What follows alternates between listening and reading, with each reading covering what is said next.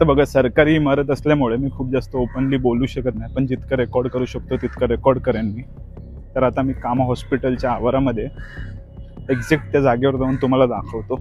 जर काही गोष्टी कव्हर नाही झाल्या तर मला माफ करा.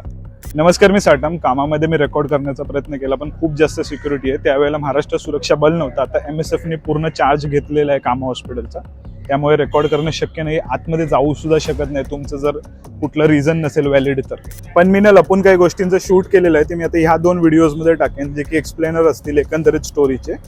आणि अजून इंटरेस्टिंग गोष्ट म्हणजे मी आता एका दर्ग्याकडे चाललोय. तो दर्गा आहे ना, ह्यानंतरचा जो व्हिडिओ येईल ना त्यासाठी खूप महत्त्वाचा असेल. तर तो आपण दर्ग्याकडे जाता जाता ह्या व्हिडिओची स्टोरी ऐकू. तर रावसाहेब पुंडे नावाचे एक सुरक्षा रक्षक होते, जे एक्स आर्मी सुद्धा होते.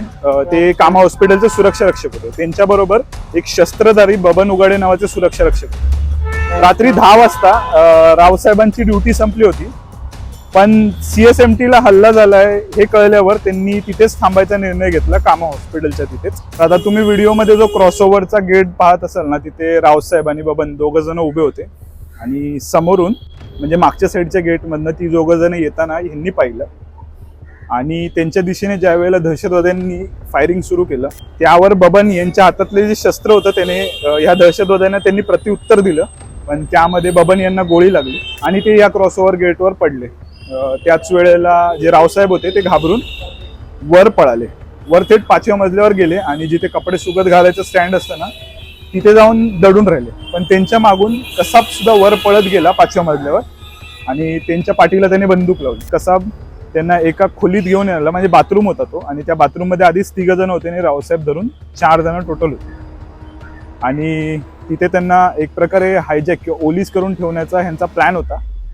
पण तो प्लॅन एकंदरीत कालांतराने फिसकटला, कारण पोलीस आतमध्ये शिरले त्यामुळे. पण रावसाहेब ज्या वेळेला त्या बाथरूममध्ये गेले ना, जाता जाता त्यांनी त्याच बाथरूमच्या बाहेर ना एका व्यक्तीला रक्ताच्या थारोळ्यामध्ये पडलेला पाहिला. आणि तिथेच कसाबचा दुसरा पार्टनर म्हणजेच इस्माईल उभा होता बंदूक घेऊन.